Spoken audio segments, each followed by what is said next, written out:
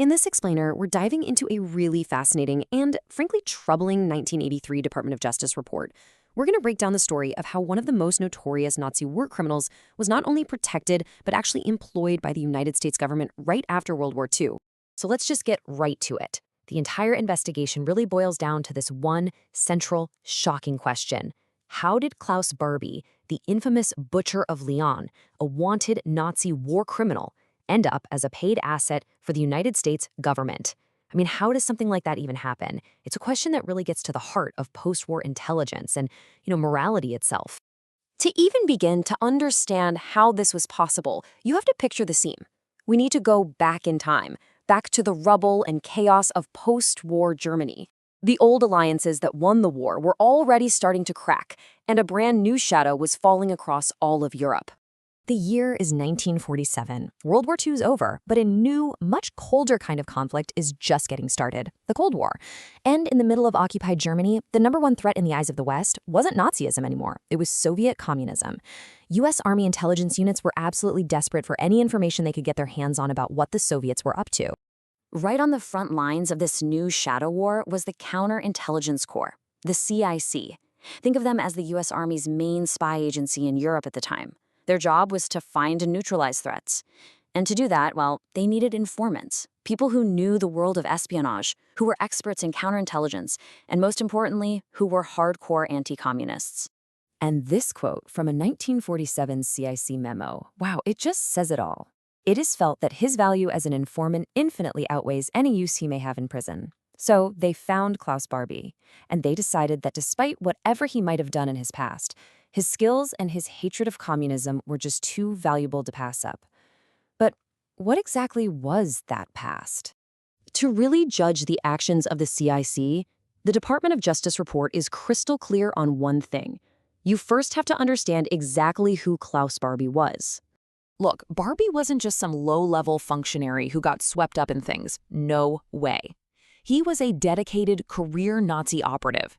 He joined the Hitler Youth back in 1933, started working for the SD, the Nazi Party's intelligence service, in 1935, and just kept climbing the ladder. His career hit its peak, or rather its horrifying low point, in 1943 when he became the chief of the Gestapo, the dreaded secret police in the French city of Lyon. After the war, the Allies created this central registry of war criminals called CROCAS. And guess who was on it? Klaus Barbie. He was officially wanted by the French government for two very specific things: the murder of civilians and the torture of military personnel. This wasn't a secret. His name was on a list that was sent to all the major Allied forces, including the CIC. They knew. And if those official charges weren't enough, get this. A French newspaper in 1949 reported, during the occupation, he burned his victims with an acetylene torch to make them confess. So we're not talking about abstract crimes here. We're talking about acts of unbelievable cruelty. This is how he earned that infamous nickname, the Butcher of Lyon. Okay, so you've got this notorious war criminal secretly on the U.S. payroll. It was only a matter of time before a huge, deeply troubling conflict started brewing between American intelligence operations and, well, American justice. It was a total mess. On one side, you had the French government doing everything by the book, legally demanding Barbie's extradition so he could finally stand trial. And on the other side, you had the U.S. Counterintelligence Corps, who wasn't just using Barbie as an informant, but was actively hiding him, hiding his location, his identity, everything from those very same authorities. And let's be really clear here. This wasn't some simple miscommunication. It was deliberate. One part of the U.S. government, the CIC, was actively and knowingly lying to another part. They were feeding false information to HICOG, the civilian authority that was supposed to be handling these exact kinds of extradition requests. They basically built a bureaucratic wall around their asset to protect him. And here's the smoking gun. This is a memo from a U.S. official to the French in 1950. It says the idea that Barbie is being given refuge in the U.S. zone is unjustified and unwarranted. As the DOJ report later proved, that was a complete and utter lie. Barbie was absolutely being given refuge by the U.S. at that very moment. By 1950, things were starting to get a little too hot for the CIC. Barbie's name was popping up more and more. The French were closing in, the press was starting to ask questions. He was becoming a liability. So the CIC decided he wasn't a problem to be managed anymore. He was a problem to be gotten rid of. So what did they do? They turned to this clandestine escape route that was literally called the Rat Line. It was operated by another CIC unit over in Austria.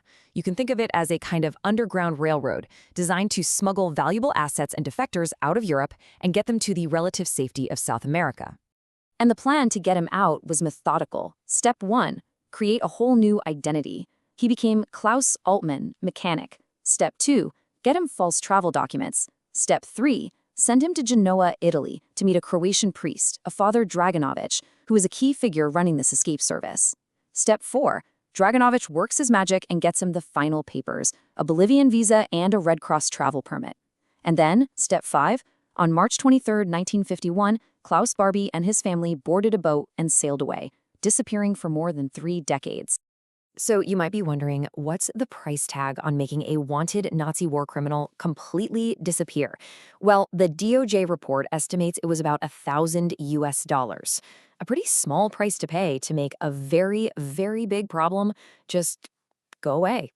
So Barbie got away with it for 32 years. He lived freely in Bolivia as Klaus Altmann. It wasn't until 1983, when he was finally kicked out of the country and sent back to France, that this whole Department of Justice investigation was launched to figure out, what on earth had happened. And the report's conclusion? It didn't pull any punches. It was blunt, and it was unambiguous. The Department of Justice found that U.S. officials had engaged in an obstruction of justice. Now, it wasn't official U.S. policy, but the actions of these CIC officers, who thought they were acting in America's best interest, were, in fact, illegal.